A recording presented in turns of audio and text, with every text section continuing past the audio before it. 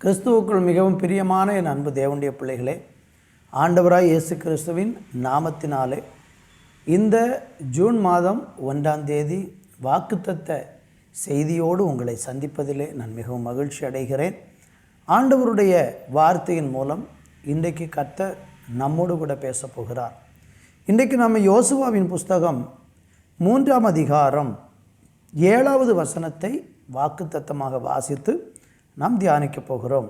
கர்த்தர் யோசுவாவை நோக்கி, நான் மோசையோடு இருந்தது போல உன்னோடும் இருக்கிறேன் என்பதை இஸ்ரவேல் எல்லாரும் அறியும்படிக்கு இன்று அவர்கள் கண்களுக்கு முன்பாக உன்னை மேன்மைப்படுத்துவேன். அன்பு தேவனுடைய பிள்ளைகளே, இந்த யோசுவாவின் புஸ்தகத்தை நமக்கு நன்றாக தெரியும். இஸ்ரவேல் ஜனங்களுடைய கிட்டத்தட்ட 40 வருட பயணம் அல்லது ஒரு 39 வருட பயணங்கள் முடித்து 40வது வருடத்திலே அவர்கள் கானான் தேசத்தை சுதந்திரித்தார்கள். கானான் தேசத்தை அவர்கள் சுதந்திரிக்கும் போது மோசையோடு கர்த்தர் சொன்ன வாக்குத்தத்தத்தின்படி அந்த கானான் தேசம் இஸ்ரவேல் ஜனங்களுக்காக வாக்குத்தத்த தேசமாய் கொடுக்கப்பட்டது. மோசையோடு சொன்ன பிரகாரமாகவே ஆண்டவர் அந்த கானானை இஸ்ரவேல் ஜனங்களுக்கு ஆண்டவர் வாக்குத்தத்தமாக கொடுத்தார். அந்த இஸ்ரவேல் ஜனங்கள் அந்த வாக்குத்தத்தத்தை யோசுவாவின் மூலமாக சுதந்திரித்து கொள்ளுகிறதை நம்ம பார்க்க முடியும். ஆண்டவர் சொல்றார், நான் மோசையோடு இருந்தது போல உன்னோடு இருக்கிறேன் என்பதை இஸ்ரவேல் ஜனங்கள் காணும்படிக்கு அவர்களுடைய கண்களுக்கு முன்பாக உன்னை மேன்மைப்படுத்துவேன் என்று ஆண்டவர் சொல்லுகிறார். நமக்கு தெரியும், 1ஆம் அதிகாரத்தில் 5வது வசனத்தை வாசிக்கும் போது, நீ உயிரோடு இருக்கும் நாளெல்லாம் ஒருவனும் உனக்கு முன்பாக எதிர்த்து நிற்பதில்லை. நான் மோசையோடு இருந்தது போல உன்னோடு இருப்பேன். நான் உன்னை விட்டு விலகுவதும் இல்லை, உன்னை கைவிடுவதும் இல்லை. பாருங்கள், அழகாக ஆண்டவர் யோசுவாவுக்கு சொல்கிறார், நான் உன்னோடு கூட இருப்பேன், மோசையோடு கூட இருந்தது போல உன்னோடு இருப்பேன், நான் உன்னை விட்டு விலகுவதும் இல்லை, உன்னை கைவிடுவதும் இல்லை என்று ஆண்டவர் யோசுவாவுக்கு சொல்லுகிறதை நம்ம பார்க்கிறோம். இங்கே நம்ம வாசித்த இந்த வேத வசனத்தின் தொடர்ச்சியாக 4ஆம் அதிகாரம் 14வது வசனத்தை வாசிக்கும்போது, அந்நாளிலே கர்த்தர் யோசுவாவை சகல இஸ்ரவேலின் கண்களுக்கு முன்பாகவும் மேன்மைப்படுத்தினார். அவர்கள் மோசைக்கு பயந்திருந்தது போல அவனுக்கும் அவன் உயிரோடு இருந்த நாளெல்லாம் பயந்திருந்தார்கள். பாருங்கள், 3ஆம் அதிகாரம் 7வது வசனத்தில் இஸ்ரவேல் ஜனங்களுக்கு முன்பாக நான் உன்னை மேன்மைப்படுத்துவேன் என்று சொன்னார். இந்த இடத்துல பார்க்கிறோம், இஸ்ரவேலின் கண்களுக்கு முன்பாகவும் மேன்மைப்படுத்தினார் என்று பார்க்கிறோம். அப்போ தேவன் சொன்னதை அப்படியே செய்கிறார். உன்னை மேன்மைப்படுத்துவேன், அந்த ஜனங்களுக்கு முன்பாக நான் மேன்மைப்படுத்துவேன் என்று சொன்னார். ஆண்டவர் அப்படியே யோசுவாவை மேன்மைப்படுத்தினார். இந்த ஜூன் மாதம் கர்த்தர் உங்களுக்கும் நமக்கும் எனக்கும் கொடுக்கிற வாக்குத்தத்தம் அதுதான். என்ன வாக்குத்தத்தம்? ஆண்டவர் நம்மை கட்டாயமாக மேன்மைப்படுத்துவார், உண்மையாகவே மேன்மைப்படுத்துவார். நீங்கள் தேவனை தேடுகிற அவருடைய பிள்ளையாக இருப்பீர்கள் என்றால், இயேசு கிறிஸ்துவை சொந்த இரட்சகரும் ஆண்டவருமாக ஏற்றுக்கொண்டு அவரை ஒருவரே மெய்யான தெய்வம் என்பதை நம்பி அவருக்கு பயந்து அவருடைய வழியில் நடக்க தீர்மானித்தால் கட்டாயம் ஆண்டவர் உங்களை மேன்மைப்படுத்தத்தான் செய்வார். ஒரு நாளும் ஆண்டவர் சொன்னதை செய்யாமல் இருக்க மாட்டார். அப்படி ஒரு மேன்மை நம்முடைய வாழ்க்கையில், இந்த யோசுவாவுடைய வாழ்க்கையில் உண்டாவதற்கு அவர் சொன்ன அந்த வார்த்தையை சொல்லி அதுக்கப்புறம் அதை நிறைவேற்றினதுக்கு இடையில் ஒரு சம்பவம் இங்கே நடக்கிறது. என்ன சம்பவம் நடக்கிறது என்று நீங்கள் பார்த்தீங்கன்னா, அந்த மோசையை எப்படி ஆண்டவர் இஸ்ரவேல் ஜனங்களுக்கு முன்பாக மேன்மை உள்ளவனாக உயர்த்தினாரோ, அதே போல் யோசுவாவையும் கர்த்தர் மேன்மைப்படுத்துவதற்கு, ஜனங்களுக்கு முன்பாக மேன்மைப்படுத்துவதற்கு இங்கே ஒரு காரியம் நடக்கிறதை நம்ம பார்க்க முடியும். என்ன காரியம் நடக்கிறது என்று நீங்கள் பார்த்தீங்கன்னா, இப்போ இஸ்ரவேல் ஜனங்கள் கானானுடைய எல்லையில் நிற்கிறாங்க. இவங்க கானானுக்குள்ளே பிரவேசிப்பதற்கு ஒரு சின்ன இடைவெளி இருக்கிறது, ஒரு தடை இருக்கிறது. என்ன தடை என்றால், யோர்தான் நதியானது அறுப்பு காலம் முழுவதும் கரை புரண்டு ஓடிக்கொண்டிருக்கிறது. இப்போ யோர்தான் நதி தண்ணீர்னால் நிரம்பி அது கரை புரண்டு ஓடுது. 15 வசனத்தில் படிக்கும்போது யோர்தான் அறுப்பு காலம் முழுவதும் கரை புரண்டு போகும். பெட்டியை சுமக்கிற ஆசாரியரின் கால்கள் தண்ணீர் ஓரத்தில் பட்டவுடனே என்று நம்ம பார்க்கும். அப்போ இங்கே வாசித்து பார்த்தா யோர்தான் இப்போ கரை புரண்டு ஓடிக்கொண்டிருக்கிறது. கிட்டத்தட்ட 10 லட்சத்துக்கு மேலே மக்கள் இருக்கிறாங்க. இவங்க எல்லோரும் இப்போ யோர்தானை கடக்கணும். ஆனால் கடக்கிறதுக்கு தடையாக இருக்கிறதே. யோர்தான் நதி கரை புரண்டு ஓடிக்கொண்டிருக்கிறதே. எப்படி இந்த யோர்தானத்தை கடக்க போகிறாங்க? தயங்கி நிற்கிறாங்க. இப்போ தான் அங்கே யோசுவாவினுடைய முக்கியமான ஒரு பணி வருகிறது. இப்போ யோசுவா என்ன செய்யணும்? ஆண்டவர்கிட்ட போய் கேட்குறார், ஆண்டவரே, இந்த ஜனங்களை நான் யோர்தானை கடந்து போகிறதுக்கு நான் என்ன செய்யணும் என்று தேவ சமூகத்தில் யோசுவா ஜெபிக்கும்போது ஆண்டவர் சொல்லி கொடுத்த ஒரு அருமையான வார்த்தையை நீங்கள் வேதத்தில் பார்க்க முடியும். அங்கே 3ஆம் அதிகாரம் துவக்கத்தில் நீங்கள் படித்தீங்கன்னா ஆண்டவர் யோசுவாவுக்கு ஆலோசனையாக சொல்கிறார். என்ன செய்யணுமோ பாருங்கள், நீங்கள் யோர்தானை கடந்து செல்வதற்கு ஆசாரியர்கள் தேவனுடைய உடன்படிக்கை பெட்டியை சுமந்து கொண்டு அந்த யோர்தானில் காலை வைக்கும் பொழுது அந்த யோர்தான் 2ஆக பிரியும் என்று கர்த்தர் சொல்கிறார். அதற்கு முன்பாக யோசுவா ஜனங்களை பார்த்து சொல்கிறார். 3ஆம் அதிகாரம் 5வது வசனத்தில் யோசுவா ஜனங்களை நோக்கி, உங்களை பரிசுத்தம் பண்ணி கொள்ளுங்கள், நாளைக்கு கர்த்தர் உங்கள் நடுவில் அற்புதங்களை செய்வார். இந்த யோர்தான் நதியில் ஓரத்தில் தவித்து கொண்டிருந்த இந்த ஜனங்களை பார்த்து யோசுவா சொல்கிறாரு, நீங்கள் உங்களை பரிசுத்தம் பண்ணி கொள்ளுங்கள், நாளைக்கு கர்த்தர் அற்புதம் செய்ய போகிறார். ஜனங்கள் எல்லாரும் தங்களை பரிசுத்தம் பண்ணி கொண்டார்கள். ஆண்டவர் அற்புதம் செய்யணும்னு சொல்லி தங்களை தாழ்த்தினார்கள். உடனே ஆண்டவர் ஒரு மகா பெரிய அற்புதத்தை செய்தார். அதான் 15-16 படிக்கிறோம். 15வது வசனம் 16வது வசனம் 3ஆம் அதிகாரத்தில், யோர்தான் அறுப்பு காலத்தில் கரை புரண்டு போகும். பெட்டியை சுமக்கிற ஆசாரியுடைய கால்கள் தண்ணீரில் ஓரத்தில் பட்டவுடனே மேலே இருந்து ஓடி வருகிற தண்ணீர் நின்று சார்தானுக்கு அடுத்த ஆதாம் ஊர் வரைக்கும் ஒரு குவியலாக குவிந்தது. உப்புக்கடல் என்னும் சமனான வெளியின் கடலுக்கு ஓடி வருகிற தண்ணீர் பிரிந்து ஓடிற்று. அப்பொழுது ஜனங்கள் எரிகோவுக்கு எதிராக கடந்து போனார்கள்.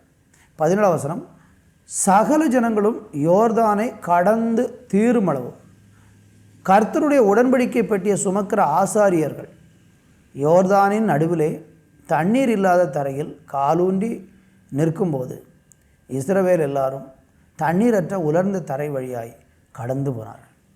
பார்த்திங்களா, இங்கே நம்ம படிக்கிறோம், ஜனங்கள் எல்லாரும் தண்ணீர் ஒரு காய்ந்த அல்லது தண்ணீரற்ற உலர்ந்த தரையின் வழியாக நடந்து போகிறாங்க. ஒன்று, அவர்கள் தங்களை பரிசுத்தம் பண்ணி கொண்டார்கள். 2வது, உடன்படிக்கை பெட்டியை சுமக்கிற ஆசாரியர்கள் உடன்படிக்கை பெட்டியை சுமந்து கொண்டு யோர்தானில் நின்றார்கள். இப்படி யோசுவா இதற்கு தலைமை தாங்கி தேவனுடைய ஆலோசனையை கேட்டு இப்படி செய்தபோது ஜனங்கள் எல்லாரும் ஆச்சரியப்பட்டு, யோசுவா எவ்வளோ பெரிய ஒரு தேவ மனுஷன், அவர் மூலம் இவ்வளோ பெரிய அற்புதங்கள் நடக்கிறதே என்று சொல்லி ஜனங்கள் எல்லாரும் யோசுவாவை நம்பினார்கள். யோசுவாவுக்கு பயப்பட்டார்கள். ஆண்டவராகிய தேவன் அந்த யோசுவாவை அந்த ஜனங்களுக்கு முன்பாக மேன்மைப்படுத்தினார். நீங்கள் வேதத்தை படிக்கும் பொழுது இஸ்ரவேல் ஜனங்களுடைய 40 வருட பயணத்தில் மோசே துவங்கினார், யோசுவா பயணத்தை முடித்தார். மோசே தொடங்கின அந்த பயணத்தில் மோசையும் கர்த்தர் மேன்மைப்படுத்துவதற்கு என்ன செய்தார் என்றால், யாத்திராம புஸ்தகத்தில் நீங்கள் படித்து பார்த்தீங்கன்னா அங்கே எல்லா ஜனங்களும் மோசையை நம்பினார்கள் என்று நம்ம பார்க்கிறோம். அதில் 14ஆம் அதிகாரம் 31வது வசனம் சொல்லுகிறது, கர்த்தர் எகிப்தியரில் செய்த அந்த மகத்துவமான கிரியையை இஸ்ரவேல் கண்டார்கள். அப்பொழுது ஜனங்கள் கர்த்தருக்கு பயந்து கர்த்தரிடத்திலும் அவருடைய ஊழியக்காரனாகிய மோசையினிடத்திலும் விசுவாசம் வைத்தார்கள். பார்த்தீங்களா? அப்போ செங்கடலை கடந்து அன்றைக்கு இஸ்ரவேல் ஜனங்களை செங்கடலை கடந்து வரும்படிக்கு முன்ன நின்ற மோசையை கர்த்தர் அங்கே கனப்படுத்தினார், மேன்மைப்படுத்தினார். மோசையை மேன்மைப்படுத்துவதற்கு செங்கடலை பிளந்தது நிமித்தம் கர்த்தர் மோசையை மேன்மைப்படுத்தினார். யோசுவாவை மேன்மைப்படுத்துவதற்கு ஆண்டவர் யோர்தானை பிளந்ததுனால யோசுவாவையும் கர்த்தர் மேன்மைப்படுத்தினார். இந்த மாதத்தில் உங்களை கர்த்தர் மேன்மைப்படுத்துவதற்கு உங்கள் மூலம் ஏதோ ஒரு காரியத்தை கர்த்தர் நடப்பித்து உங்கள் மூலம் தேவன் தம்முடைய கிரியைகளை விளங்க பண்ணுகிறதன் மூலம் உங்களை ஆண்டவர் மேன்மைப்படுத்துவேன் என்று வாக்கு பண்ணுகிறார். அதற்கு நீங்கள் செய்ய வேண்டியது என்ன? அதற்கு நம்ம செய்ய வேண்டியது என்ன? என்னதெல்லாம் செய்யணும்? யோசுவாவின் புஸ்தகத்தில் நீங்கள் படித்து பார்த்தீங்கன்னா நமக்கு அந்த மேன்மை உண்டாக வேண்டும் என்றால் அவர் சொல்லக்கூடிய ஒரு சில ஆலோசனையை நான் உங்களுக்கு சொல்ல விரும்புகிறேன். அதில் 1ஆம் அதிகாரத்தில் 5வது வசனத்தில் நம்ம படித்தோம் ஏற்கனவே. அதில் 8வது வசனத்தில் நீங்கள் படித்து பாருங்கள். அங்கே என்ன சொல்லப்பட்டிருக்கு? இந்த நியாயப்பிரமாண புஸ்தகம் உன் வாயை விட்டு பிரியாது இருப்பதாக, இதில் எழுதியிருக்கிறவைகள் எல்லாம் நீ செய்ய கவனமாக இருக்கும்படி இரவும் பகலும் அதை தியானித்து கொண்டிருப்ப, அப்பொழுது நீ உன் வழியை வாய்க்க பண்ணுவார், அப்பொழுது புத்திமானாய் நடந்து கொள்ளுவார். அன்பு தேவனுடைய பிள்ளைகளே, ஆண்டவர் ஒரு மனுஷனை மேன்மைப்படுத்துவதற்கு அவர் சொல்லக்கூடிய ஆலோசனை என்ன என்றால், இந்த ஆண்டவருடைய வார்த்தையை நம்ம கை கொண்டு நடந்தால் நமக்கு கட்டாயம் மேன்மை உண்டாகும். யோசுவாவுக்கு மேன்மை உண்டாக காரணம் அவன் தேவனுடைய சொல்லை அப்படியே அவன் கேட்டு அதற்கு கீழ்ப்படிஞ்சதுனால அவனுக்கு மேன்மை உண்டானது. மோசைக்கு சகல ஜனங்களுக்கு முன்பாக மேன்மை உண்டாக காரணம் என்ன? மோசை தேவனுடைய சொல்லுக்கு அப்படியே கீழ்ப்படிந்து அவர் என்னென்ன சொல்லுகிறாரோ அதையெல்லாம் செய்வதற்கு தன்னை முற்றிலுமாக மோசை அர்ப்பணித்து தேவனுடைய வார்த்தைக்கு பயந்து தேவனுடைய வார்த்தைக்கு கீழ்ப்படிந்து இருந்ததினால அந்த மோசை உண்மையாகவே ஜனங்களுக்கு முன்பாக மேன்மையுள்ள ஒரு மனுஷனாக மாறினார். அதில் நீங்கள் படித்து பாருங்கள். உபாகம புஸ்தகத்தில் 34ஆம் அதிகாரம் 12ஆம் வசனம் சொல்லுகிறது, கர்த்தரை முகாமுகமாய் அறிந்த மோசையை போல ஒரு தீர்க்கதரிசியும் இஸ்ரவேலில் அப்புறம் எழும்பினதில்லை என்று விளங்கும். மோசை எவ்வளவு உயர்த்தப்பட்டிருக்கிறார் பாருங்கள். காரணம் என்ன? ஒவ்வொரு நாளும் ஒவ்வொரு நிமிடமும் எப்பொழுதெல்லாம் ஆண்டவர் என்னதெல்லாம் சொல்லுகிறாரோ அதை அப்படியே அவன் கீழ்ப்படிந்து அவர் சொல்லுக்கு வலதுபுறமாகிலும் இடதுபுறமாகிலும் சாயாமல் அவருடைய வழியில் அந்த மோசை நடந்ததுனால ஆண்டவர் அந்த மோசையை மேன்மைப்படுத்தினார். யோசுவாவும் அப்படித்தான். கர்த்தர் என்னென்ன சொல்லுகிறாரோ அதன்படியே அந்த யோசுவாவும் நடந்தது நிமித்தம் கர்த்தர் அந்த யோசுவாவை மேன்மைப்படுத்தினார். உங்கள் வாழ்க்கையில் பலவிதமான காரியங்களில் இன்றைக்கி மேன்மையை விரும்பி மேன்மை இல்லாமல் வாழ்ந்து கொண்டிருக்கிறீங்களா? இன்றைக்கி இந்த மாதம் ஆண்டவர் உங்களுக்கு சொல்கிறார், நீங்கள் ஆண்டவருடைய வார்த்தைக்கு உண்மையாகவே செவி கொடுத்தால், ஆண்டவருடைய சொல்லுக்கு நீங்கள் உண்மையாகவே கீழ்ப்படிந்து நடந்தால், இந்த மாதம் உங்கள் மூலம் ஏதோ ஒரு கிரியையை கர்த்தர் செஞ்சு உங்களை மேன்மைப்படுத்த போகிறார். நீங்கள் நினைக்கலாம், என்ன ஆண்டவர் எப்படி மேன்மைப்படுத்துவார்? என்ன மேன்மைப்படுத்துறதுக்கு என்கிட்ட என்ன இருக்குது, எனக்கு என்ன சிறப்பு இருக்கிறது என்று நீங்கள் எண்ணிக்கொண்டு இருக்கிறீங்களா? இன்றைக்கு உங்களை பரிசுத்தம் பண்ணுங்க.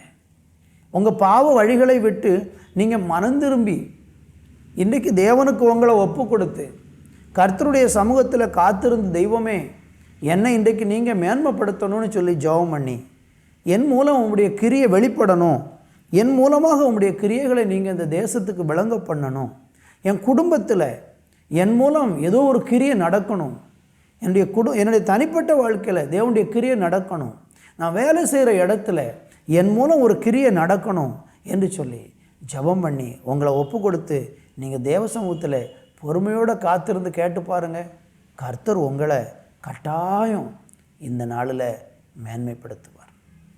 ஒரு மேன்மையான ஸ்தானத்தில் தேவன் உங்களை வைத்து உங்களை இந்த மாதத்தில் கனம் பண்ணுவேன் என்று வாக்கு பண்ணுகிறார். ஆதலால் நீங்கள் இந்த நாளில் சோர்ந்து போக வேண்டாம். நம்பிக்கையோடு கூட கர்த்தருடைய சமூகத்தில் காத்திருந்தால் ஆண்டவர் நிச்சயமாக உங்களுக்கு உதவி செய்து உங்களை மேன்மைப்படுத்துவார். கர்த்தருக்கு மகிமை உண்டாகட்டும். மேன்மை வராமல் இருப்பதற்கு என்ன காரணம்னா, அதுக்கு ஒரே வார்த்தையில் நம்ம சொல்லப்போனால் அதற்கு பாவம் தான் காரணம்.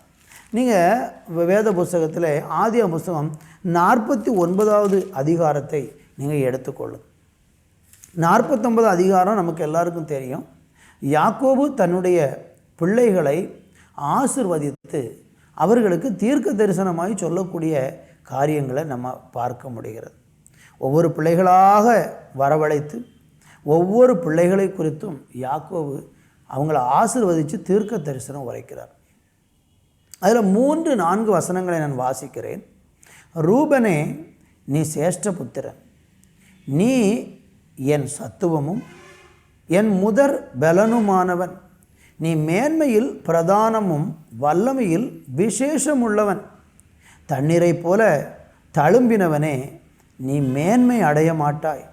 உன் தகப்பனுடைய மஞ்சத்தின் மேல் ஏறினாய், அதை நீ தீட்டுப்படுத்தினாய், என் படுக்கையின் மேல் ஏறினவனே என்று இங்கே யாக்கோபு தன்னுடைய முதல் மகன், மூத்த மகனை குறித்து சொல்கிறார். இவன் மூத்த மகனாக இருக்கிறதுனால இந்த ரூபன் சேஷ்ட புத்திரனுவன். இவன் தான் குடும்பத்துக்கு தலைவன். தகப்பனுக்கு பிறகு குடும்பத்தை நடத்தக்கூடிய அந்த சேஷ்ட புத்திர பாகம் இவன் கையில் இருக்கிறது. ஆனால் இவன் அதை இழந்து போகும் வண்ணமாக ஒரு பாவத்தை செய்கிறான்.